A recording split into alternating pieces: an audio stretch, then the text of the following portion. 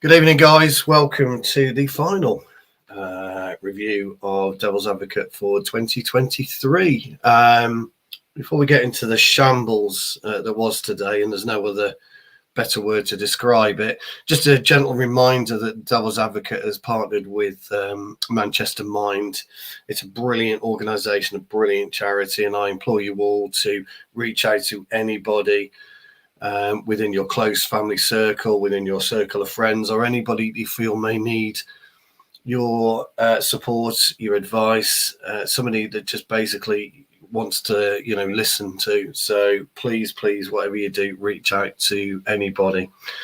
Secondly, this time of year sees a huge rise in mental and physical abuse towards women and children.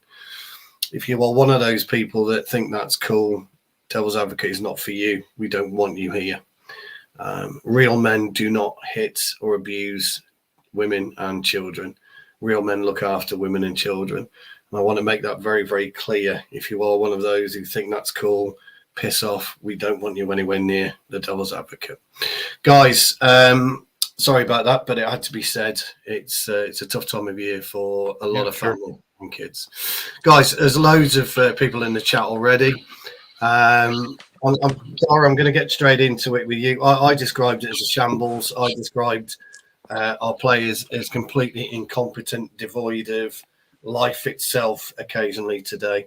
And they've got to start to really understand what it means to play for Manchester United. Just give us your thoughts on the game today and your thoughts on the season so far, and can you see any kind of light at the end of the tunnel? Then please, Jarvis and then Mark, please just join in and go for it. Let's keep it running smooth. I'll have very little to say tonight because I think you guys really, the floor's with you. So we'll kick off with you, Dara. Just before you do, great to have everybody in the comments. Lovely to see Neil Driscoll, Rich, and of course Alex, mainstays with us. So thank you very much. Keep your comments rolling in.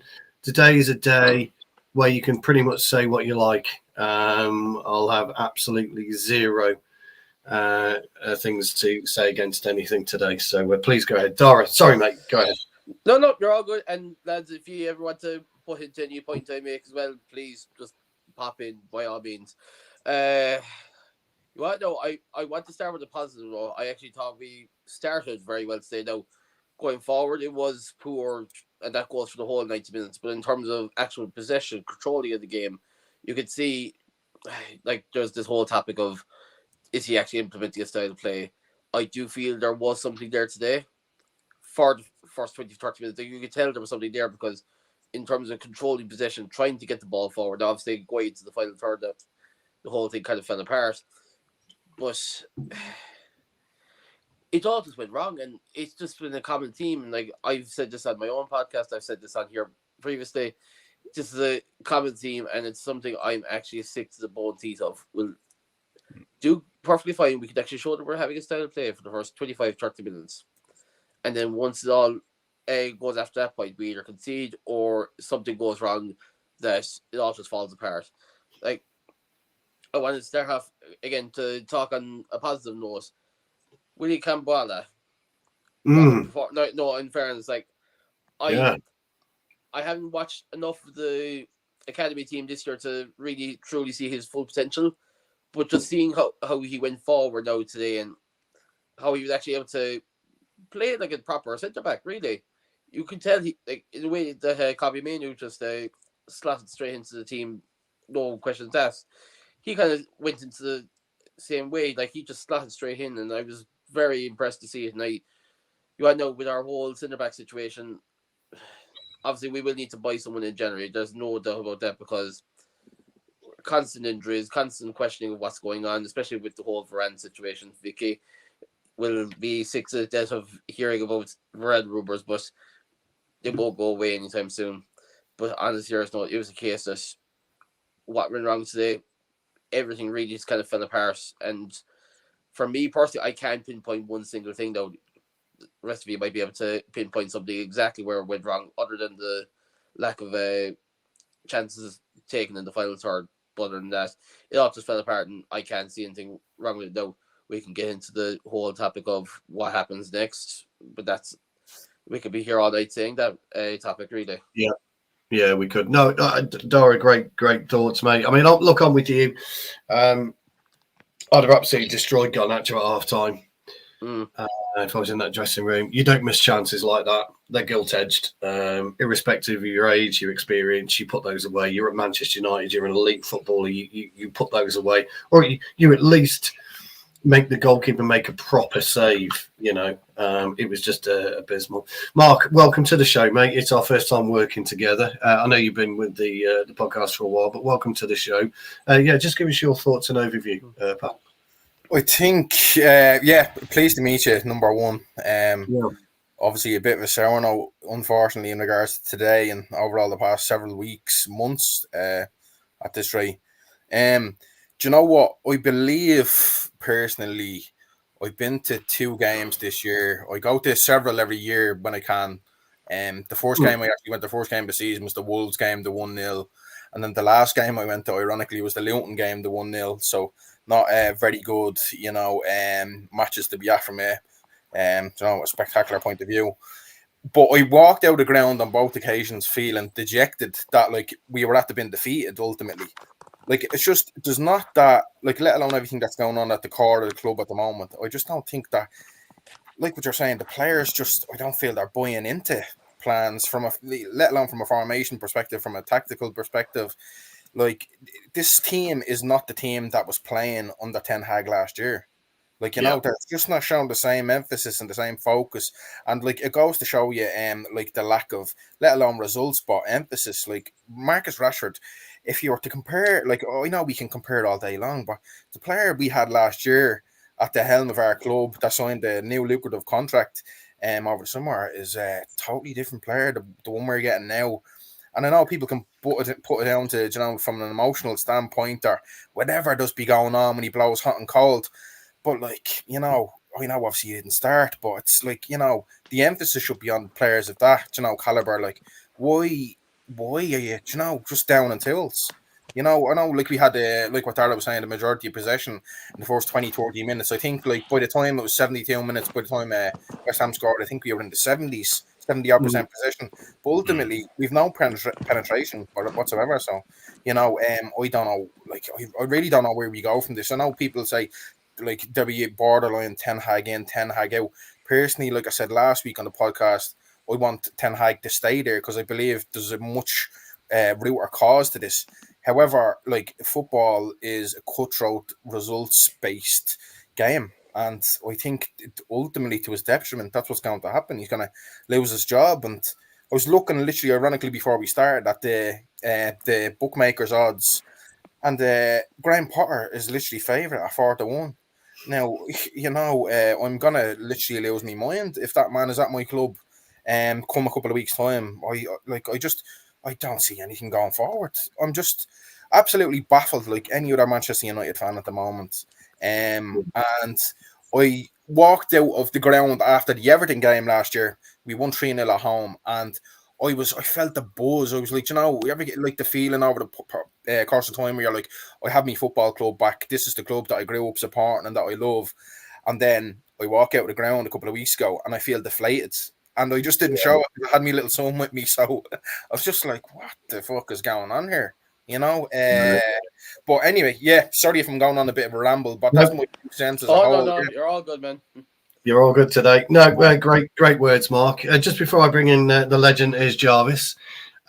Great to see some new faces. Rushmano's coming over to say hello. Great to see you, Rushmano. Neil Driscoll, James. Great to see you all. Thanks for joining, Jarvis. Just before I do continue, please, if you can donate anything to Manchester Mind, you'll see the information scrolling across the bottom of the screen as we speak. Also, Richard's been able to paste the number during the festive period. The phone line will be open as normal. So please, again, if you need to reach out, just talk to anybody. It's the way forward. Just talk to anybody. In fact, I'm sure all the guys on the screen would echo my sentiments. If you want to talk to us, we're all on Twitter. Just do it. Reach out to us. We'd rather you do than not. Let's put it that way. Jarvis, welcome. Thank you. Sorry, just can I make a point there on that note of being able to talk to people, Stu? Just on that note, of course, mental health being a big thing for me, to the point that I would have worked with young people, and I would have worked with things with people in different scenarios. I also have the training involved, so I would have been trained to talk in terms of suicide prevention and everything like that. So it is something close to my heart, and it is something I would need to talk to anyone about. Superb. So if you are listening, please do. Jarvis, welcome. Great to see you again for a while. Please, give us your thoughts. My thoughts on the game. First of all, just want to say hi to the guys in the chat. I see Richard James here, Neil Driscoll, and the legend Rushmano. We have been mates on YouTube for a lot of years. We started following the Flying Pig when he had like 20 subscribers, and now we have 80,000. So we kind of helped him build that community in a way. So big up to the guys. I just want to go back to the game and what happened today. I think David Moyes he played us a trick or two. He waited us out. He set up a mid block, semi low block at times. He let us have the ball. He didn't press us. They had only Jared Bowen up front, running in between and trying to give us a little bit of press. But basically they just gave us the opportunity to go with the ball into the midfield, and then it stopped. Then we met the block, and we were out of ideas. All we did was trying to hit it along to Garnacho or to Anthony on the other side. Nothing. And they were just sitting there waiting, like 1 against 4. So basically, our game plan was fault from the beginning. And this is what I've been talking about when it comes to Ten Hag. Is his in-game management. For me, I think he lacks the ability to change up the game sometimes, because it obviously happened.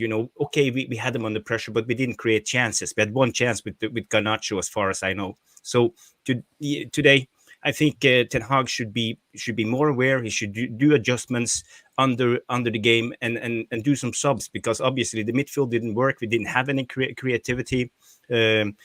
Okay, we had injuries at center backs that hindered us a little bit. We could see that the new guy Kwambavo, no, what's his name again? Kwambala, yeah, and Johnny Evans. None of them are ball playing center backs, so they took their time, but at least we had the ball up into the midfield, and we had nothing, and it bothers me that Ten Hag doesn't have more up his sleeve to fix this, because for me it tells me that, in a way, I'm not blaming Ten Hag. I want Ten Hag to stay this season, but for me it tells me that maybe he's not good enough for the Premier League. Because as a manager in the Premier League, you need to be able to adjust the game, because we saw the same against Bournemouth. They were all sitting in a mid-block, semi-low block, and we had nothing. We had no ideas.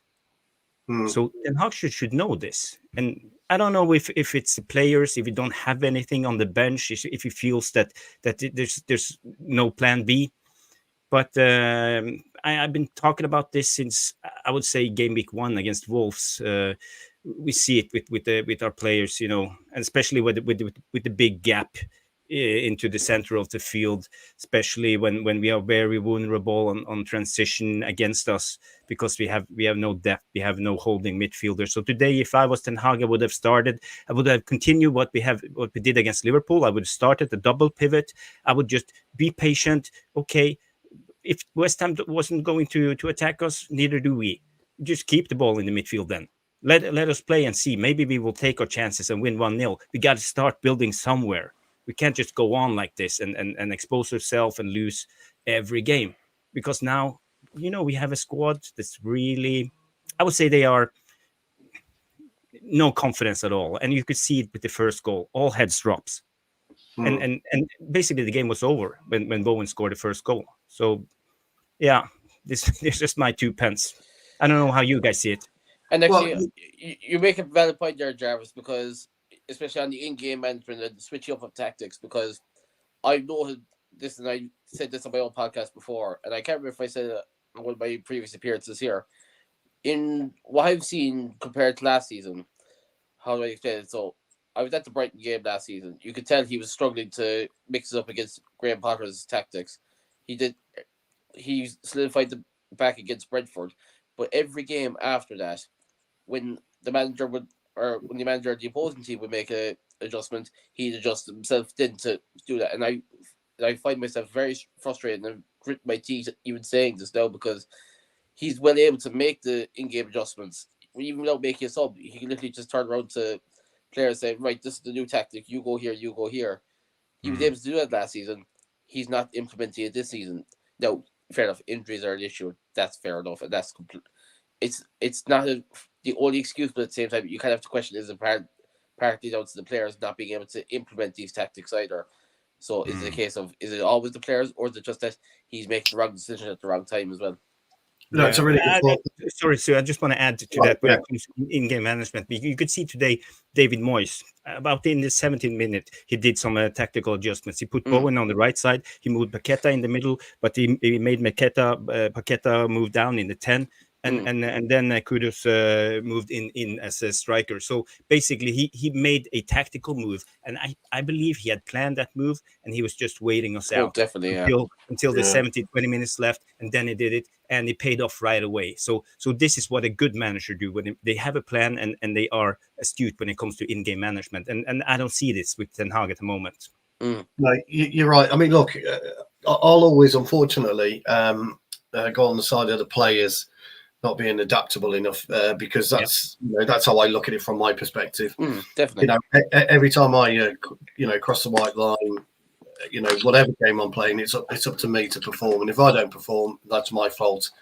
It isn't so. It's the gaffer's fault. However, if you can't be an adaptable footballer at the elite level, then there's something fundamentally wrong with your attitude, your mental side of it. We seem to be a very weak club. People can say that Ten Hag is a disciplinarian or whatever, but we are a very weak club when it comes to it. The James Sanchez situation, we should have just ripped up his contract. Fuck him. Irrespective. It doesn't matter. You're going to pay the player anyway. He's been doing F all for 2 months now, and we're still paying him. So you're still going to pay the player, irrespective of whether you have to pay him off in one lump sum or whatever. You do something to get rid of a parasite out of the club. You can't do it with the top end. We've been trying for years. It just isn't going to happen. So Ten Hag's got to, or Murto, or somebody's got to get these players together and say, right, you're gone. Get out. You're gone. Your contracts are gone. You're done. Your agents can come into my office. You can scream and you can cry like a little toddler all you like. And I'm just going to sit there and I'm going to laugh at you because I've had enough of you. You're gone. This is the biggest issue we have at Manchester United. We dish out stupid contracts. We bow down to agents, and we can't allow that to continue. And all that does, that replicates to on-field, because the on-field player, whoever it may be, well, if I have a bad game, I'm just going to get my agent to sort it out. So that's one area. The other area is, and I'm a huge advocate of Ten Hag. Let me be clear about that. I'm with Mark on this, and Jarvis and you, Dara. He's got to stay. You've got to give him 3 years, 4 years, 5 years. You have to do it. West Ham have persevered with Moyes. The fans have been getting on Moyes' back for months, years. I think he's in his 4th year, isn't he, with West Ham now? And he's done something with West Ham. He's an astute manager. He's an astute coach.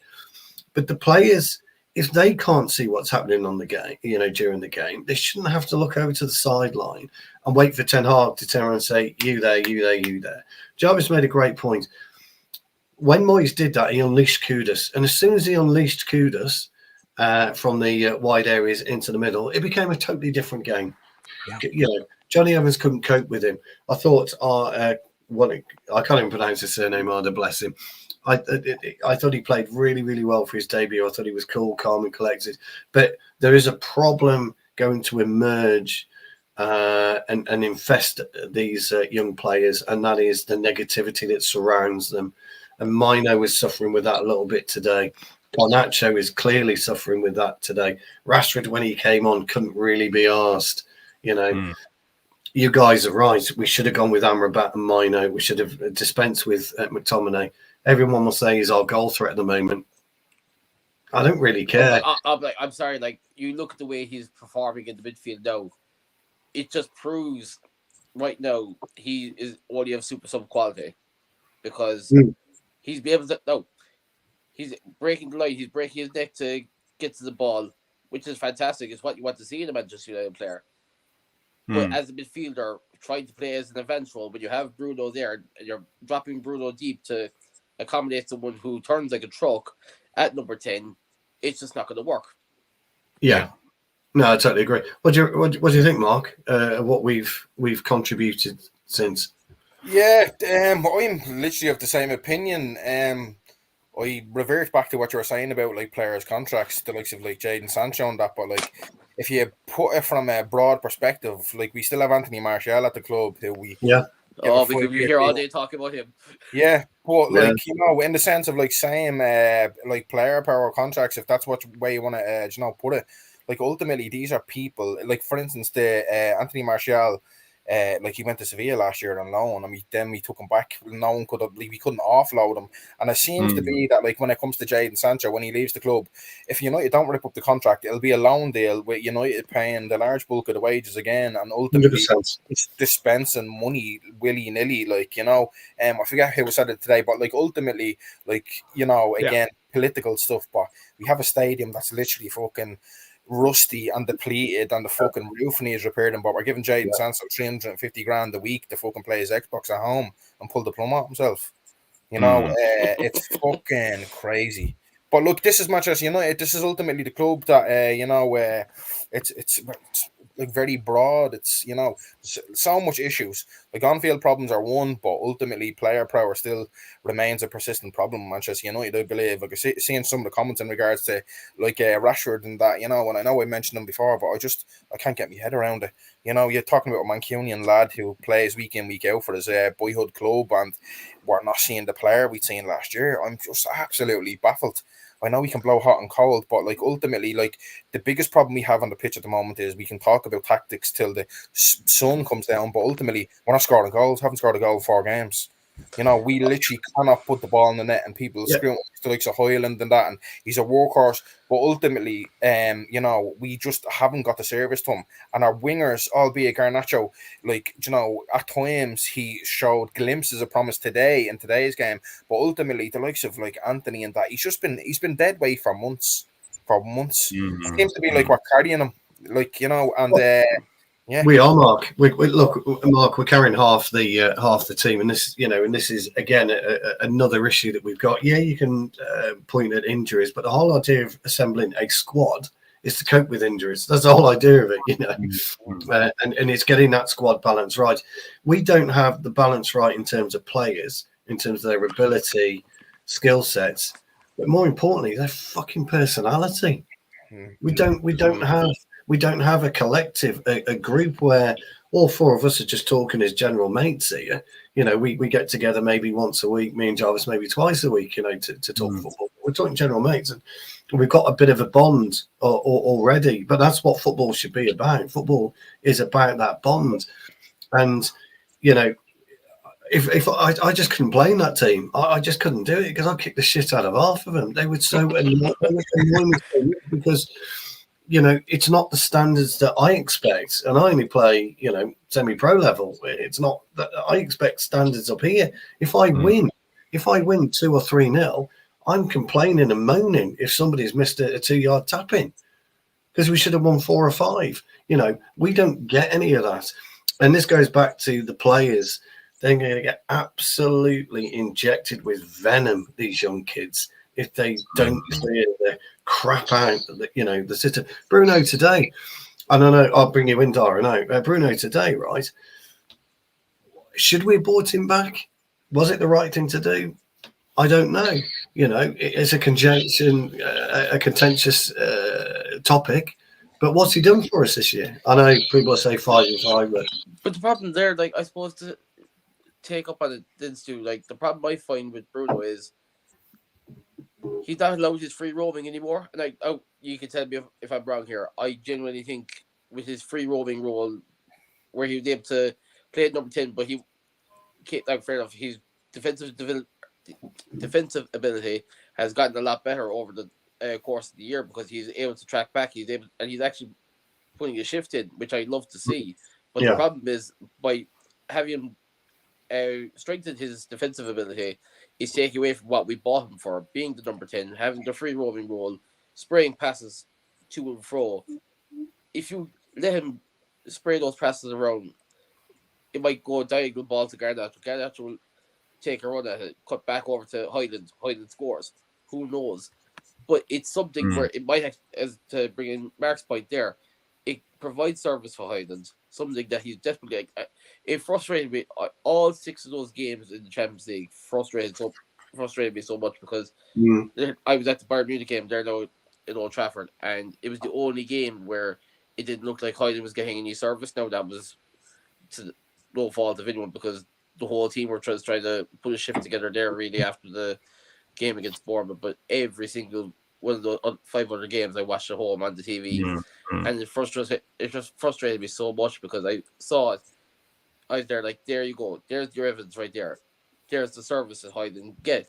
5 goals in 6 Champions League games. Albeit he only scored in 3 of the 6 if I'm right in saying, but still, you can see there and then he has the service available to him.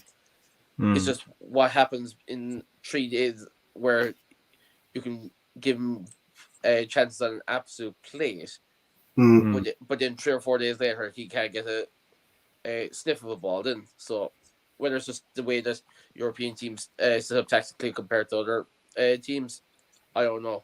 But it's just so frustrating to watch, and I had to make that point going off of what Mark was saying there as well. It's a good point. I mean, the thing is, and I'll let Jarvis run with this. We talk about tactics all the time, in football, and people love to stand on a tactics board and say, "Well, he should have been here," and blah blah blah. You do realise, as we all do, there's only a finite amount you can do within the circumference of a football pitch. Yeah. With 22 players on that pitch, it hasn't changed in years. And people talk about a false 9 that Guardiola brought in at Barcelona. That was played back in the 50s, by the way, a false 9. People seem to forget all of this. So Jarvis, if you were to take tactics aside, and leave that out of the equation, are we staring at incompetence from Ten Hag? Are we staring at an inability to make that critical decision at the critical point in a game? Are we is Ten Hag standing there looking and thinking, I don't know what to fucking do here. I don't know. I haven't got a clue what to do. If I say something, they're not doing it. Is that what we're focused on? Well, first of all, I just want to say, when it comes to Erik Ten Hag, we actually don't know if he's good enough or if he is incompetent. But what we do know for certain, 100%, is that our squad is not good enough. So the question is, where do we start? Do we start with the squad or do we start with the manager? Because for me, I'm a little bit like 50-50 if it's good enough or not. Because I have seen glimpses. I follow the tactics very close. I've seen glimpses. I think I understand what he wants to try to do in a sort of a way when he plays the Ajax style. But I don't think the players understand it. And when it comes to their abilities, I don't think they're good enough to perform what Ten Hag's want to do. Today, I saw, for example, when it comes to misplaced passes, when it comes to losing possession, losing the ball, for example, Anthony lost the ball, I would say 5 to 6 times. As a winger, he had 1 cross during the whole game, 90 minutes, compared to Garnacho. I think he had like 3 to 4, and the same with Luke Shaw from the left side. So you could see it. You could see it. Anthony had 1 cross and was in behind.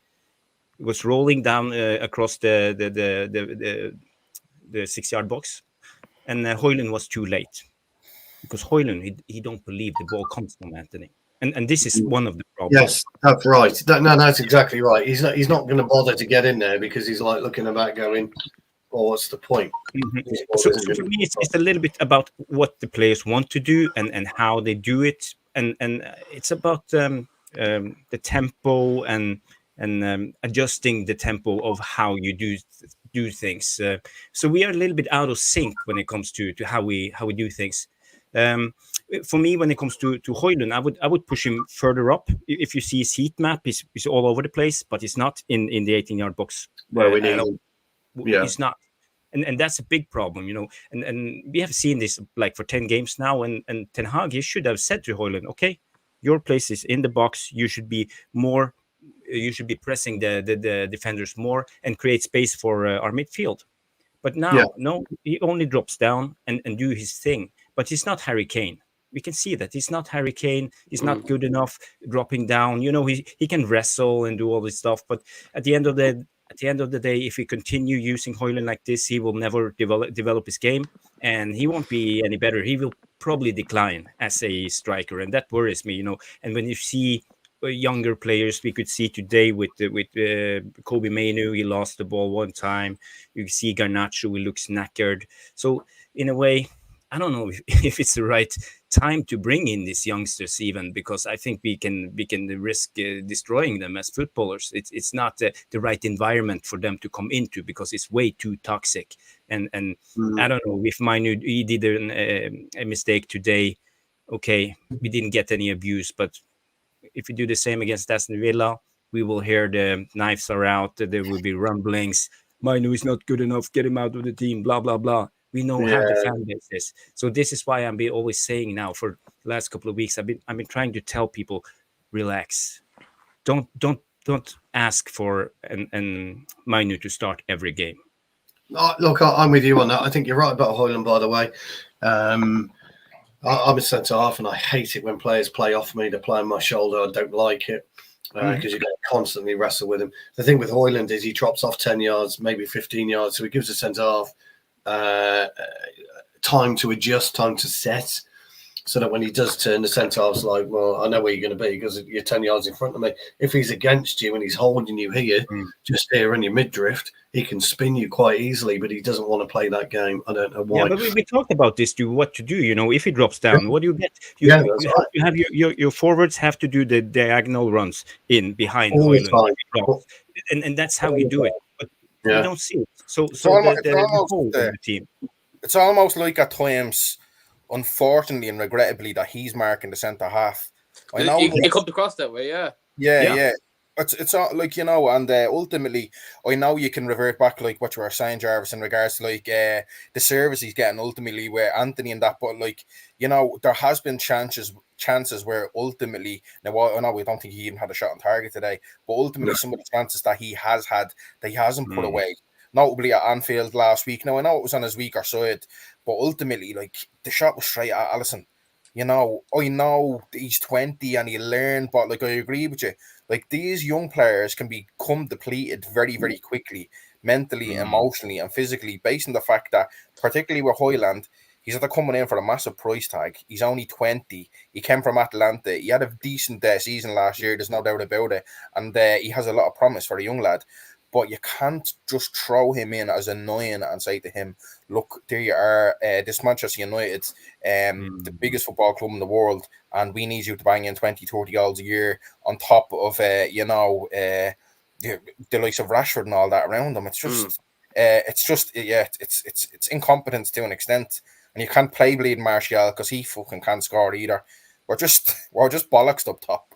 Like, we've literally, It's interesting with Højlund because I highlighted on a show with Jarvis last week his movement and where he should be moving and where he is kind of currently moving. A good solid striker should always play off the centre half. He should always play off his shoulder as much as he possibly can. And what you want to try and do is sit between two of them.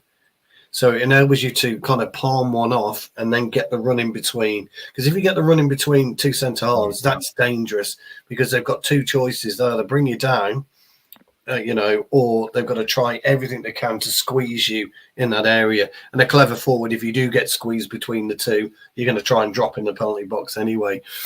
Højlund is very quick. He's very agile. He's almost a dexterous type of player. Get me words out in a minute. I was thinking dextrose then. I was just thinking dextrose. His dexterity and the way that he can play is great. And Mark, you make a wonderful point. I said on the show, Jarvis' show on Monday, that if I was Højlund, I would just swerve my body slightly and go on my left peg to get it around Alisson, because the way that Alisson was coming, he was lopsided to the left, which is why he took the save from the right foot. Exactly. If Højlund had twisted his body a little bit, he would have scored, and he didn't need great contact for it. Now, does that come with experience? I don't think it does. And here's my issue with footballers today. and this is a long-standing argument that I have, and I'd be interested in your points. Jarvis has said this before, so he'll probably start yawning. But my long-time argument is you are playing and kicking a ball around since you were 5.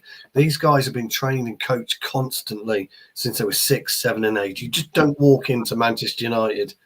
Okay, you are being coached constantly by so-called the very best coaches. What can you teach, or what should you be teaching a professional footballer? Nothing.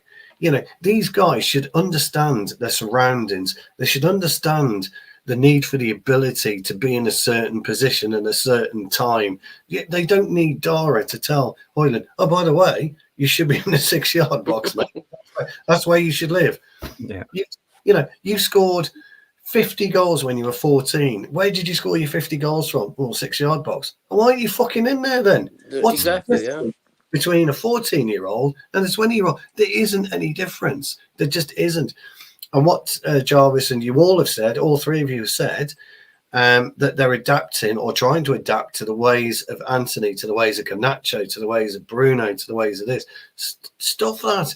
If you want to get to the very, very best, you've got to have the balls to be your own man, your own player. People say you should never go against your gaffer. I never pay any attention to my skipper or my manager when I'm playing because I can see what's in front of me. I understand where I am at any given time on the pitch. I work my segments. I don't buy segments, guys, just so you know. So I've got this little box that I operate in, and if I step outside there, I make sure I've got cover behind me and vice versa. That's how I operate. And it gives me my balance, it gives me my vision, and it gives me my know-how as to where I am at any given time to my penalty area, to where I think I should be and can maybe afford to go so I don't get caught with the ball over the top. Now, that is basics, fellas. It really is. It's not rocket science. It's basics. But we don't think, and here's my issue and here's my question. We don't seem to do the basics. So what has a seasoned professional, why have they lost that ability to understand the basics of football? I'll start with you, Dara, on that one. I suppose if you're talking about a seasoned professional, like I'll just take an example here. You're looking for Varane and Casemiro. Look, the way they played for numerous managers, but they played for one of the best teams in the world consistently at the top of their game for the last, let's say, 10 years. Under what was it with the poison cauldron that is the Real Madrid manager? You're over their prime time in Madrid. You're definitely talking about 4 or 5 managers, maybe. A couple of them being the same manager over that space of time as well. But seasoned professionals, as you said, you may have a valid point there, Stu. They should know, be able to. You said earlier about being adaptable, being agile to a different person's tactics. No, fair enough. A professional footballer should be able to adapt to any manager's tactics. You know in your heart and soul that it's not going to suit every player to suit a certain manager's tactics, and that is fine. But the problem is, if you want to be playing for that manager, you actually have to say, okay, I'm going to give it a go at least.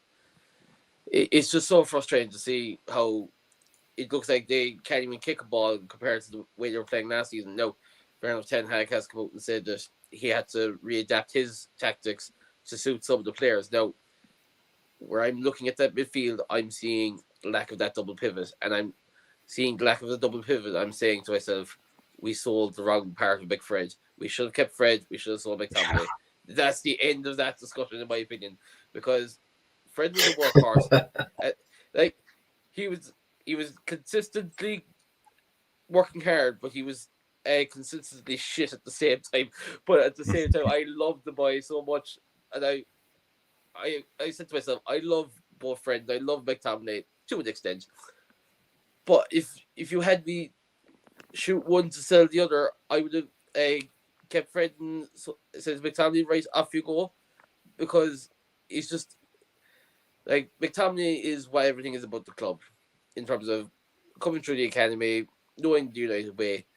But Fred is the workhorse. He's the actually knows what he's doing.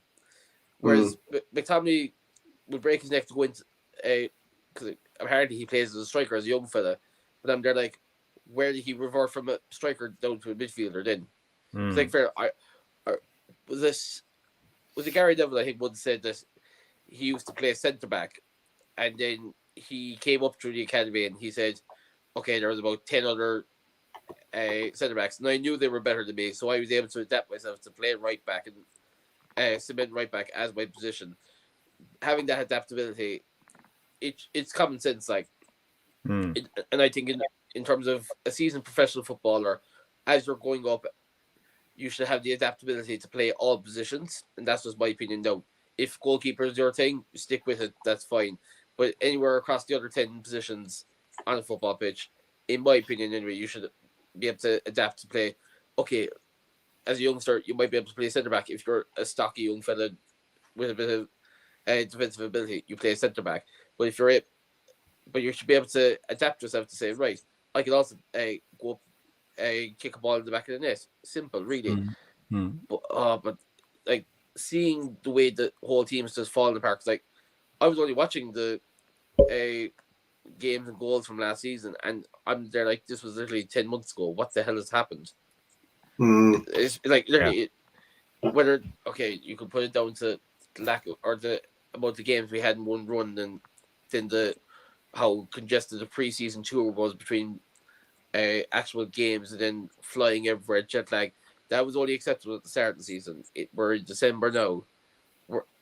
Unfortunately, I saw the stat. We're on our 10th centre back pairing for the season. Oh, it's nuts. Yeah. Like, I saw that and I go, that can't be right. And I read down through the list and I go, oh my God. Yeah, no, it's not. Guys, we're 42 minutes in, so we've got about 8 minutes. I've got 2 questions, which I'm going to go with Mark and one with Jarvis, and then we'll wrap up. Just a quick reminder, if you can donate anything to Manchester Mind, please do so. All the details are in there. Richard James has also posted in the chat the telephone number. Dara's offered his services as well. If ever you need to speak to him, and so is the rest of the panel, please do so. Another gentle reminder that if you're an advocate of domestic violence, piss off. We don't want you in this chat. We don't want you anywhere near Devil's Advocate. It's a time of year again where people just seem to go a little bit crazy. Difficult. Mark, question for you from Richard. What do you think? First of all, sorry, I just want to revert back a bit just in regards to go ahead.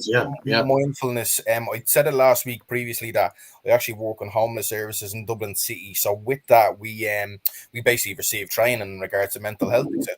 So ultimately, again, like that, if anyone ever needed advice or to talk in regards to their own mental health, well then I, as well as that, can offer me services without blowing smoke. Because it's what I do for a living, ultimately, So, anyway, I just wanted to get that out there. No, absolutely.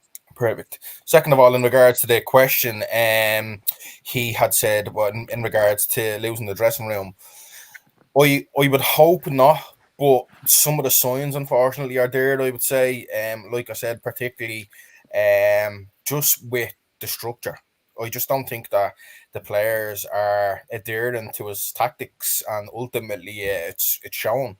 Like this is a very, very poor season. I think it was 9 wins and 8 defeats. If we saying today, with that, we're in December, the latter December. Quite frankly, if I was able to end the season right now, I would, and just get it over and done with. Not much to play for. And as well as that, I think it's just going to be like detrimental. To again, I'll revert back on what I'd said in my previous point.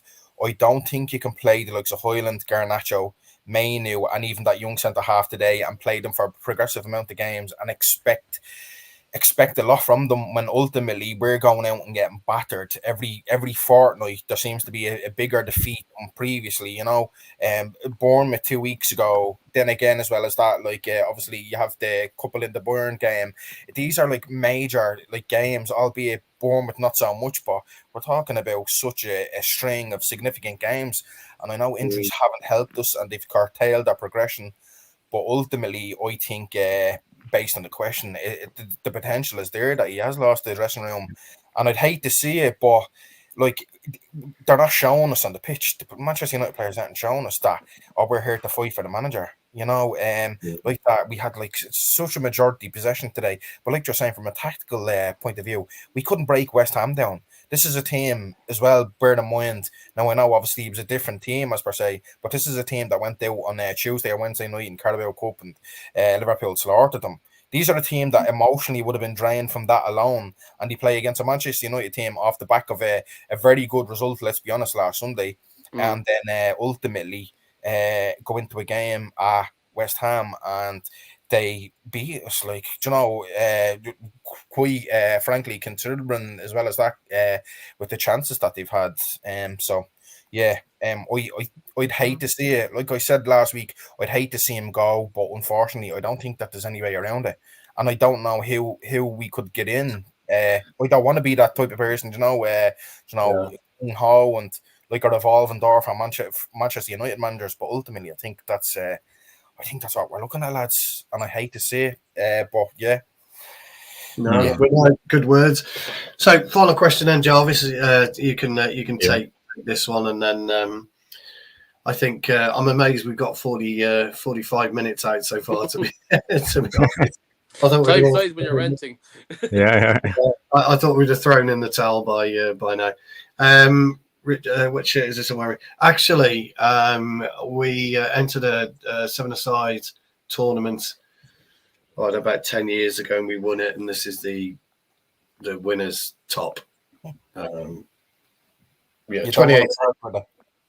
No, no, obviously. I think I was man of the tournament or something along those lines. Maybe of course you are. Maybe in my brain I was man of the tournament. You know what I mean?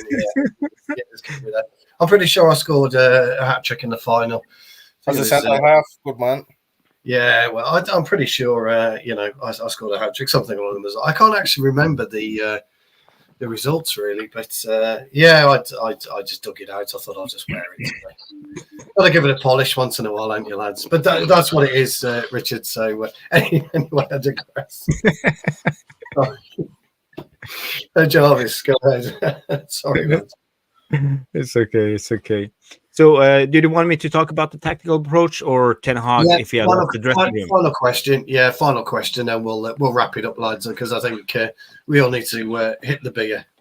Yeah.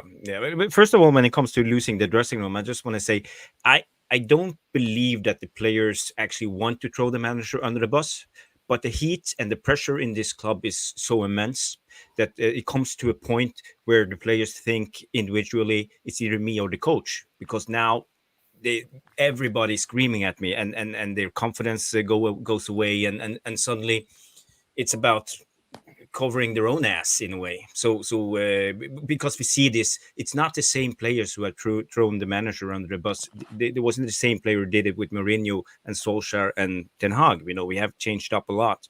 So in a way, I think the pressure in the club, and that's why it's very important when we sign players that we sign the players with the right mentality, the players who are resilient against pressure and beliefs in themselves. And another thing is, I think we lack unity in this football club, and that comes from the ownership. We have a group of mercenaries coming in, getting paid big bucks, and they don't fight as a unit. They care about number one, and that's themselves, and that's it. And this is the culture, and to break down this culture, it will take a lot of years. I would say at least 3 to 5 years or more. And the only way to change this culture is basically get rid of most of the people who's running this club and the ownership. So, but every time we rant, it comes back to the Glazers. So we're not going to touch on that now. When it comes to Ten Hag's tactics, I think he needs to change it around. As I spoke about earlier, he needs to play the double pivot. He needs to be more realistic about the material of players he has. They're not good enough to play his progressive, what do you call it, the Cruyff type of football, total football. I don't think they understand quite what to do. You could see today, for example, we talked about McTominay. Why do you put McTominay in a DM position sometimes? On the second goal, the ball comes across on ground to Paqueta. And McTominay stands on the 18-yard box line. He watches the ball coming in. And as soon as Paqueta receives the ball, suddenly he understands, oh, I need to go and press. But then he's 2 seconds late. Yeah, it doesn't matter. Yeah. It's because McTominay, he don't have a defensive bone in his body. He doesn't understand how to do it. And why do Ten Hag or Solskjaer or even Mourinho keep playing him? What's the thing? That's what I can't understand, because it's so obvious, at least for us fans who are watching the game. So yeah, no, well said. Lefty for me. Yeah. Gents, we are going to wrap it up. It's been a brilliant show. We got 50 minutes out. I thought we'd only get to about half an hour, to be honest, before we all gave up the will to live. But it's been a fascinating chat, really, because it's all about opinion football, and it's all about enjoying the game. And unfortunately, Manchester United fans' enjoyment of football is slowly dwindling. But the good news is we've got Christmas to look forward to. Great time to spend with your families. Great to watch the kids opening presents. Great to watch big kids like me opening presents, playing and building and doing stuff like that. So please eat, drink, and be merry. But also remember, Manchester Mind. Richard has kindly again posted the telephone number. If you do need it, take a note of it. Also, if you can donate, please. It's scrolling across the bottom of the screen. And domestic abuse and violence, there is no place for this on this channel whatsoever. Guys, thank you ever so much, Dara. It's been a pleasure, mate. Absolutely. Like to see a live wire. Mark, brilliant, mate. Thank you very much for coming on, mate. Let's work again. My old mate Jarvis, always great to see you.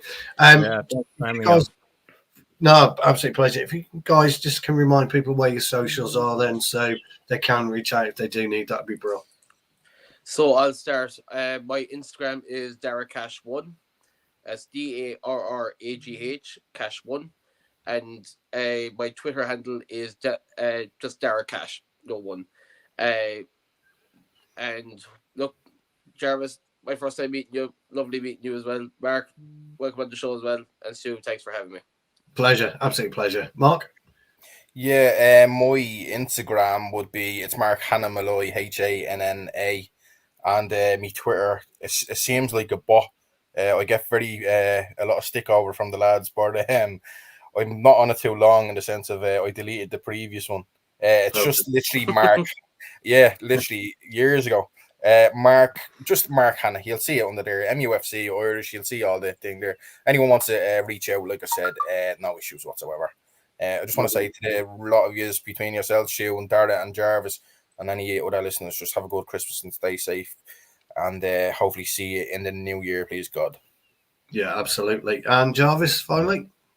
Yeah, you see my Twitter handle down there. It's Bowley77, but you can find me on MUFC Realist TV with Mick Ruby, and every Monday Jarvis Corner with Stu Wally, and you find me on United Real Therapy with Nuruddin and the gang. So I'm always trying to stream somewhere. A busy every man, day. to say at least. Yeah. He gets around, Jarvis. I just want to say one thing. We have Aston Villa coming up in a couple of days.